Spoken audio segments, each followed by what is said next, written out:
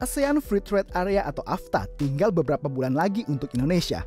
Dengan jumlah penduduk terbesar keempat di dunia, Indonesia menjadi target pasar yang empuk untuk negara-negara ASEAN lainnya. ASEAN Free Trade Area adalah kesepakatan dari negara-negara di ASEAN untuk membentuk sebuah kawasan bebas perdagangan yang tujuannya meningkatkan daya saing ekonomi di kawasan ASEAN dan juga di dunia. Kesepakatan yang ditandatangani pada tahun 1992 harusnya sudah siap diterapkan dalam jangka waktu 15 tahun. Namun pada kenyataannya, 22 tahun diperlukan untuk Indonesia. Tahun 2015, apakah penduduk Indonesia sebagai sumber daya manusia sudah siap untuk bersaing dengan masyarakat dari negara-negara ASEAN lainnya?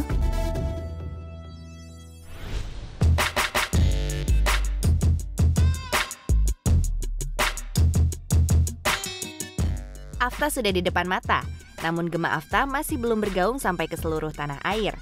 Bagi sebagian masyarakat Indonesia, AFTA masih terasa asing.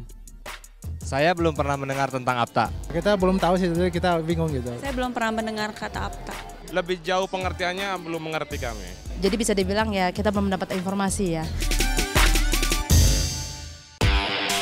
AFTA adalah singkatan dari ASEAN Free Trade Area atau Kawasan Perdagangan Bebas Asia Tenggara. Ini merupakan hasil dari kesepakatan bersama yang telah dibuat sejak tahun 1992. Dengan adanya AFTA, masing-masing negara yang menjadi bagian dari ASEAN dapat melakukan ekspor dan impor bahan baku atau hasil produksi tanpa dikenai biaya pajak. AFTA juga memungkinkan mobilitas manusia semakin tinggi, di mana para pendatang dari Asia akan berinteraksi secara langsung dengan warga negara Indonesia, mulai dari supir taksi, kondektur, para tukang ojek, tukang beca. Lalu, sudah siapkah masyarakat kita dari segi penguasaan bahasa asing? Secara bahasa untuk internasional kami belum begitu mengerti. Belum menguasai tentang bahasa, terutama bahasa Inggris. Belum siap itu. Jika dilihat dari kompetensi sumber daya, Indonesia masih tertinggal dibandingkan dengan negara-negara ASEAN lainnya. Berdasarkan indeks kompetensi yang dikeluarkan oleh World Economic Forum pada tahun 2013, bahwa Indonesia menempati urutan ke-50 atau lebih rendah dari Singapura, Malaysia, dan Thailand. Rendahnya kompetensi sumber daya Indonesia diperoleh dari faktor-faktor seperti tenaga kerja yang tidak memiliki kualifikasi, minimnya pelaksanaan sertifikasi kompetensi, belum sesuainya kurikulum di sekolah menengah dengan keahlian profesi.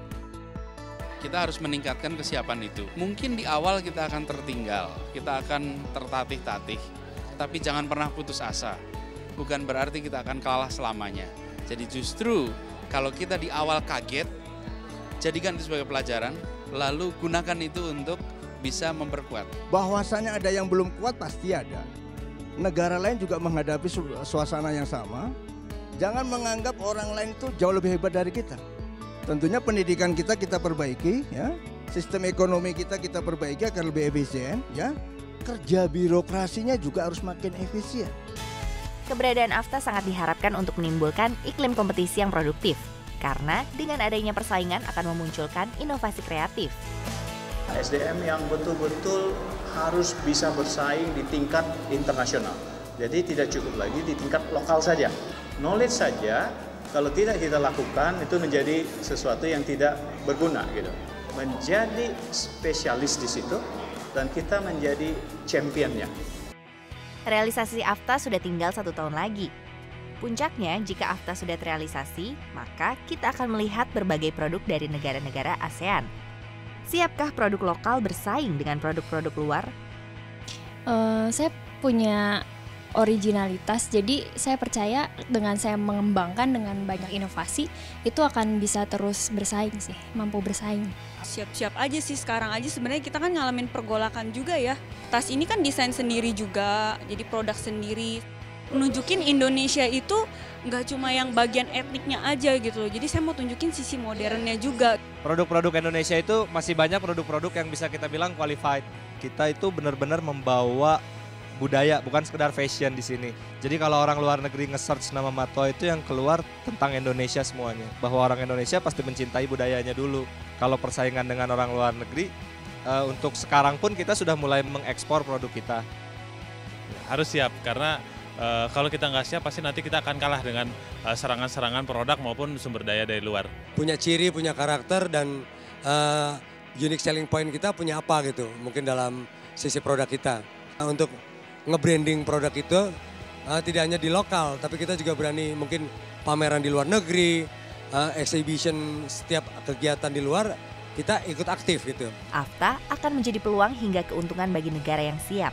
Sebaliknya, akan menjadi ancaman berujung petaka bagi negara yang tidak kuat. Untuk itulah Indonesia harus berusaha sebaik mungkin hingga siap.